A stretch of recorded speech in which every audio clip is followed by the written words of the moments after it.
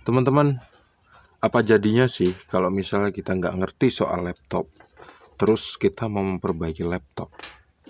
Video ini khusus buat orang awam.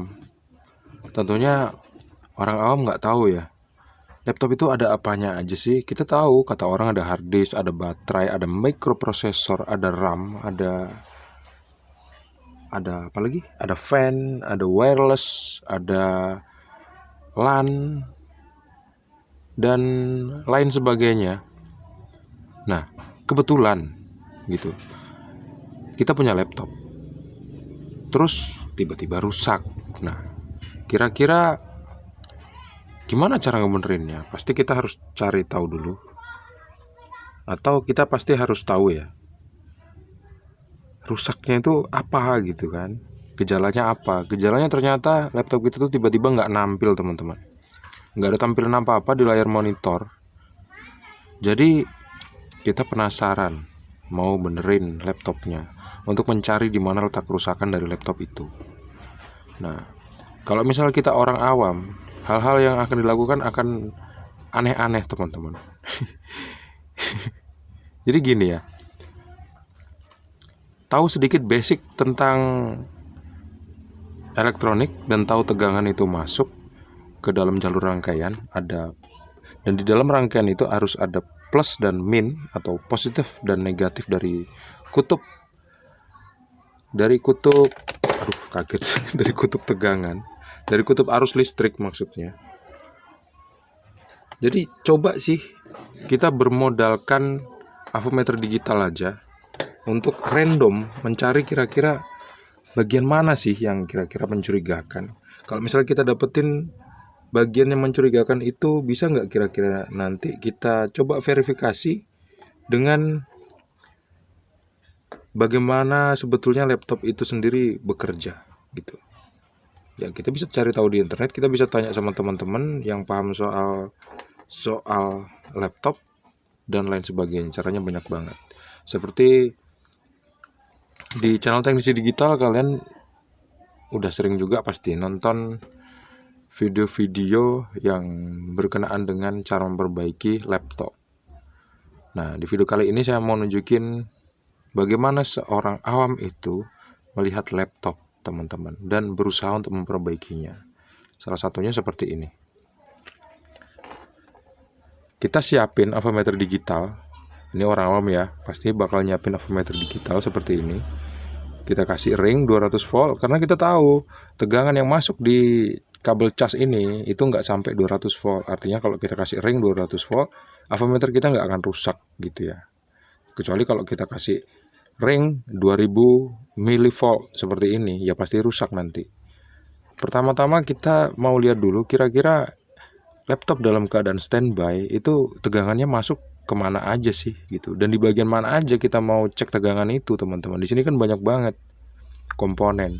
Lagi pula kita nggak punya diagram bloknya atau skematiknya, jadi ya namanya teknisi buta itu, teman-teman ya, karena nggak ada alat untuk menuntun, untuk melihat maksudnya, untuk melihat dari skemanya. Cukup, sekarang kita lanjut. Orang awam bakal melihat tegangan itu masuk lewat sini, teman-teman, lewat jalur input ya, lewat jalur input di sini. Di sini, yang ini saya tunjukin pakai perwarna merah ke kaki-kaki yang ini. Sekarang kita coba ukur tegangannya di situ. Ada nggak sih tegangannya? Berapa kira-kira tegangannya? Coba kita lihat. Misalnya kita belum tahu nih berapa tegangan dari chargernya, kita cek aja langsung, atau orang awam akan ngecek langsung di sini, teman-teman. Kita lihat, nggak ada tegangan di kaki yang satu, nggak ada lagi di yang satu. Oh, ada tegangan, teman-teman, ternyata. Yeay. Hehe, kayak gitu ceritanya. Kalau garing kalian komen aja di bawah ya. Ini orang awam bakal ngelihat di sini, teman-teman. Nah, di kaki ini terukur 18,9 volt tuh. Ada bunyi cetek kan? Kenapa bunyi cetek? Karena positif dan negatifnya kebetulan kesenggol tadi. Nyambung kiri satu, akhirnya dia korslet.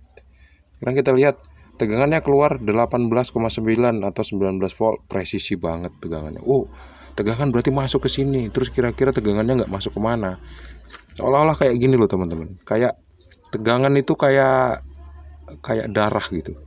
Jadi darah itu kalau nggak ngalir ke kepala, kepalanya yang rusak gitu ya. Akhirnya orangnya lama-lama mati. Kalau misalnya dilihat dari fungsi tubuh atau dilihat dari tubuh. Nah kalau di motherboard laptop itu kurang lebih seperti itu juga. Tegangan itu ibarat darah. Sekarang darahnya tuh masuk teman-teman ke sini. Ternyata darahnya bisa masuk atau tegangannya bisa masuk. Dan tegangan itu bakal kemana aja? Salah satunya bakal ke mikroprosesor dan ke IC-IC atau ke chip-chip yang ada di motherboard ini. Yang kita nggak tahu bagian mana aja ada tegangan itu. Kita bisa random aja teman-teman. Kira-kira di mana ya? Oh gini aja deh. Sekarang coba kita lihat di induktor. Ya ini kan induktor. Induktor itu kan lilitan gitu loh teman-teman. Biasanya di lilitan itu ada tegangan di sana gitu. Berapa tegangannya kita nggak tahu. Sekarang kita coba cek aja. Tegangannya berapa di sini? Ada nggak? Oh nggak ada teman-teman. Coba di kaki yang satu lagi kita cek. Nggak ada. Terus di kaki yang satu lagi. Oh ada teman-teman. Tegangannya berapa? 5,1 volt di sini. Artinya tegangan 5 volt tuh ada gitu ya. Tuh tegangannya 5 volt ada. Berubah nggak sih tegangannya? Stabil nggak? Ternyata tegangannya stabil teman-teman, 5 volt. Yang nggak stabil tangan saya waktu nempelin probe-nya. Tegangan 5 volt ada. Berarti kalau misalnya konduktor itu memang tanda-tanda adanya tegangan di sana, ya kita cari induktor lagi. Kalau di sini nggak ada tegangannya, coba kita cek tegangan yang lain di mana aja. Misalnya di sini. Saya turunin dulu sedikit kameranya. Turun. Nah, di sini ya. Di sini ada induktor teman-teman. Coba kita cek di sini ada tegangan berapa di sini ya. Kita cek. Wah, di sini nggak ada tegangan teman-teman. Kita cek lagi di sini. Di sini juga nggak kelihatan ada tegangan. Terus ini ada induktor lagi nih 2 biji. Kita cek yang di satu induktor nggak ada tegangan. Terus di bawahnya nggak ada tegangan juga. Sekarang induktor yang satu lagi nggak ada tegangan. Yang di bawahnya nggak ada tegangan. Ini ada induktor nih lebih kecil daripada induktor yang sebelumnya. Coba kita cek juga di sini. Ada nggak sih tegangannya? Nggak ada. Ada nggak sih tegangannya di sini? Nggak ada. Di sini nggak ada. Di sini nggak ada juga. Kok tegangannya cuma 5 volt doang? Nah tegangan yang lain kemana? Konon ceritanya laptop itu ada tegangan 3 voltnya. Tapi kenapa 3 voltnya nggak ada? Terus tegangan 1,5 voltnya nggak ada gitu ya. Itu kita bahas nanti. Sekarang cara yang lain lagi untuk ngecek tegangannya itu ada apa enggak, kita bisa ngelihat adanya elko di situ di motherboard. Kita melihat di sini ada 2 buah elko teman-teman. Elko-nya berukuran 25 volt dan di elko yang satu lagi berukuran 25 volt. Artinya tegangan yang masuk ke sini nggak lebih daripada 25 volt. Jadi bisa jadi tegangannya 19 volt sesuai sama tegangan yang masuk tadi. Coba kita cek di kaki positif. Yo, betul kan? Ada tegangan 18,9 volt. Terus di kaki yang satu lagi berukuran, oh bener 18,9 volt. Terus pertanyaannya di mana tegangan 1 volt atau 1, sekian volt atau tegangan 3 volt? Konon ceritanya tegangan 3 volt itu penting. Nah, pentingnya untuk apa dan kapan tegangan itu muncul? Nah, itu juga patut kita curigai, teman-teman. Oh, di sini ada, sekarang kita lihat ya, teman-teman. Di sini ada baterai CMOS. Kita agak ke kanan sedikit. Ya. Perhatikan jari saya. Ini ada baterai CMOS, biasanya berukuran 3 volt dan memang di sini ditulis 3 volt, teman-teman. Berarti tegangan 3 volt itu harus ada. Coba kita cek. Kalau nggak ada tegangan 3 voltnya di kaki baterai CMOS, berarti baterai CMOS ini rusak ya, karena tegangannya udah hilang. Terus apa hubungannya sama nggak nampil? Nah, itu nanti kita bahas yang lebih lanjut ya. Coba kita lihat di sini. Oh, ternyata tegangan 3 voltnya ada, teman-teman. Tapi tegangan 3 voltnya jalan kemana aja nih? Gitu. Mungkin ke IC ini kah? Enggak. Ke sini kah? Enggak. Ke sini? Enggak. Sini? Enggak. Sini? Enggak. Di kaki yang sini? Enggak. Kayaknya iya. Oh, kaki ini tegangannya 5 volt teman-teman. Ternyata tegangan di sini dan di sini itu sama 5 volt. Coba kita cek di kaki yang lain lagi. Ternyata tegangan 3 voltnya nggak masuk ke IC ini teman-teman. Coba kita lihat di tempat yang lain lagi ya. Di sini misalnya di kaki IC. Kenapa kok kaki IC? Kaki IC itu selalu ada tegangannya teman-teman. Entah tegangannya berapa, tergantung dari kebutuhan yang ada dalam rangkaian elektronik itu. Sekarang kita udah mendapati tegangan 18,9 volt atau 19 volt, 5 volt dan 3 voltnya ada. Yang nggak ada adalah tegangan 1,5 volt. Nah, di mana kita bisa mendapatkan tegangan 1,5 volt itu pertanyaannya. Kalau misalnya kita baca-baca, misalnya teman-teman lagi belajar gimana caranya untuk memperbaiki laptop atau mengecek tegangan-tegangan yang ada di motherboard, pasti kalian nggak asing dengan tegangan-tegangan yang dikabarkan di sana gitu. Sekarang coba kita cari aja tegangan-tegangan yang lain yang kira-kira bakal bisa kita cek tanpa harus kita punya skemanya. Misalnya di kaki ini nggak ada.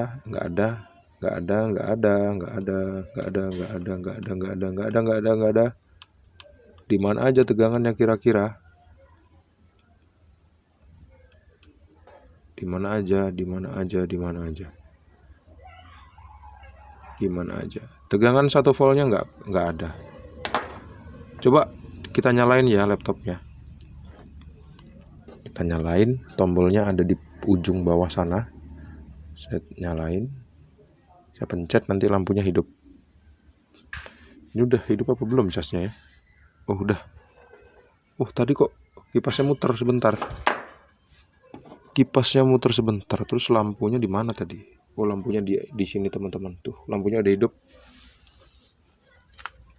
Udah hidup warna biru dan merah. Sekarang coba kita lihat berapakah tegangan yang kita dapatkan di kaki-kaki induktor yang sebelumnya kita nggak melihat. Di kaki induktor itu semuanya ada tegangannya.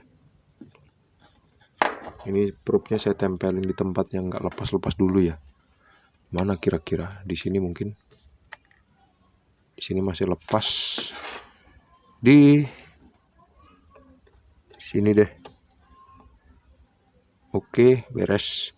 Sekarang coba kita lihat di sini. Tadi kan di sini nggak ada ya tegangannya teman-teman. Ternyata tegangannya ada 1,2 volt. Tuh, berarti tegangannya semuanya ada teman-teman. 5 volt, 1,5 volt, 1,2 volt, 3 volt ada, dan 19 volt ada. Permasalahannya, kenapa laptopnya nggak bekerja? Mikroprosesornya nggak hidup teman-teman. Tapi ini panas kayaknya. Panas. Berarti air listriknya masuk gitu. Tapi nggak tahu kok fan-nya nggak hidup. Gitu. Dan ini bisa kita cari tahu lebih lanjut di video-video yang berikutnya. Minimal di video kali ini teman-teman yang awam bakal akan punya kepercayaan diri saat kalian coba untuk masuk ke dalam sebuah dunia, yaitu dunia digital, di mana kalian bisa masuk ke dalam dunia digital, di mana kalian bisa melihat di sana ada kumpulan atau rangkaian-rangkaian elektronik yang udah dibuat sama insinyurnya, dan rangkaian-rangkaian elektronik itu sebetulnya nggak semenakutkan apa yang kita kira, kecuali rangkaian listrik arus besar dan tegangan tinggi yang bisa membunuh kita, bahaya. Semoga bermanfaat ya teman-teman. Semoga kalian tetap pede untuk memperbaiki peralatan-peralatan elektronik apapun itu. Jadi jangan pernah nyerah untuk belajar. Terima kasih sudah menonton. Sampai jumpa di video selanjutnya. Jangan lupa untuk klik like, subscribe, dan membagikan video ini ke teman-teman kalian. Sampai jumpa di video selanjutnya. Assalamualaikum warahmatullahi wabarakatuh. See you and bye-bye.